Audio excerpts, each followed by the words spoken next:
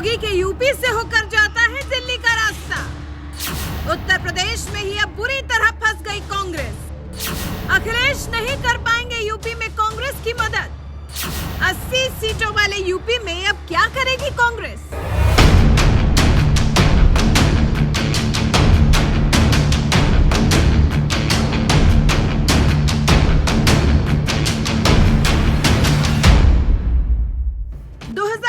की सियासी जंग में मोदी को मात देने के लिए 26 विपक्षी पार्टियां एकजुट हो गई हैं, जिसमें देश की सबसे बड़ी विपक्षी पार्टी कांग्रेस भी शामिल है, जो कई साल तक देश में सरकार चला चुकी है और देश को कई प्रधानमंत्री दे चुकी है। लेकिन हैरानी की बात यह है कि मोदी की प्रचंड लहर ने कांग्रेस की हालत ऐसी कर दी है कि पिछले 2 लोकसभा चुनावों से उसे विपक्ष का पद हासिल करने लायक सीट भी नसीब नहीं हो रही। इसीलिए 2024 के लोकसभा चुनाव में कांग्रेस 28 विपक्षी पार्टियों के साथ गठबंधन बनाकर मोदी को हराने चली है। लेकिन विपक्षी एकता वाले गठबंधन में शामिल कांग्रेस के लिए सबसे बड़ी मुश्किल योगी का उत्तर प्रदेश है। वो इस उत्तर प्रदेश में मोदी और योगी नाम के डबल डोज से कैसे पार पाएगी, सबसे बड़ा सवाल यही है।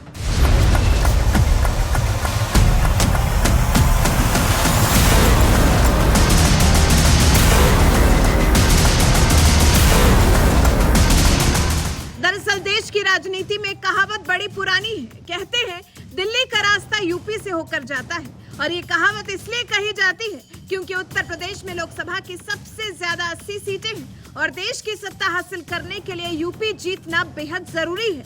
लेकिन इंडिया गठबंधन के लिए अब यही यूपी सबसे बड़ी परेशानी बन गया है, क्योंकि इस यूपी में गठबंधन के लिए सबसे बड़ी मुसीबत यही है कि बीजेपी सत्ता में है और योगी आदित्यनाथ मुख्यमंत्री हैं, जो देश की राजनीति में मोदी के बाद दूसरे सबसे लोकप्रिय नेता बनकर उभर रहे हैं। और इसका ट्रेलर साल 2022 के यूपी विधानसभा चुनाव में ही दिख गया था, जब योगी लहर में अखिलेश यादव की सपा 111 पर सिमट गई थी, जबकि कांग्रेस 2 और मायावती की बीएसपी महज 1 सीट पर ही सिमट गई थी।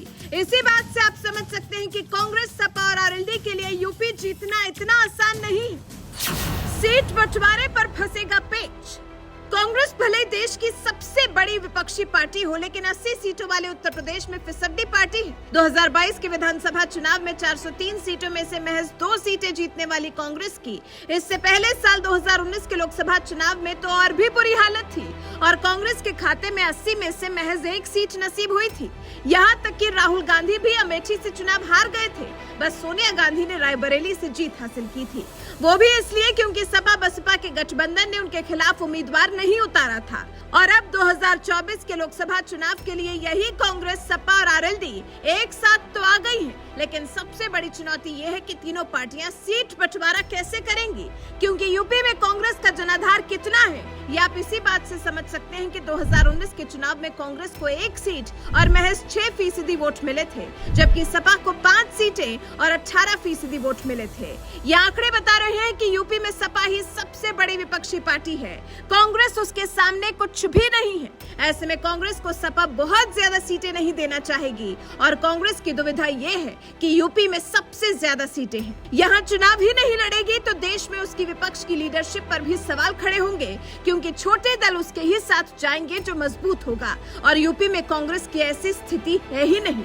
ऐसे में सूत्रों की माने तो चुनाव से पहले गठबंधन के बजाय कांग्रेस सपा के साथ आपसी समझौता कर सकती है, जिसके तहत 2019 के चुनावों की तरह ही समाजवादी पार्टी रायबरेली, अमेठी जैसी कुछ और सीटों के लिए अंदर से समर्थन दे सकती है, तो वहीं कांग्रेस भी सपा के मजबूत गढ़ में प्रत्याशी न देकर अंदर से समर्थन दे सकती है। इसकी वजह यह है कि ये समझौता बना रहेगा तो चुनाव बाद गठबंधन में इसका लाभ कांग्रेस को मिल सकता है, और लगता है कि यूपी में यही पैंतरा कांग्रेस और सपा अपना सकती है, क्योंकि सीट बंटवारे के तहत अगर सपा कांग्रेस को 30 सीटें देती है तो इसकी कम ही उम्मीद है कि 2019 में 80 में से 1 सीट जीतने वाली कांग्रेस 30 में से 3 सीट भी जीत पाएगी। यही वजह है कि सबसे ज्यादा लोकसभा सीट वाले यूपी में इंडिया गठबंधन के फेल होने की पूरी संभावना नजर आ रही है, क्योंकि यहाँ मायावती ने भी गठबंधन में शामिल होने से इनकार कर दिया है। ऐसे में वो भी वोट जरूर काट सकती है।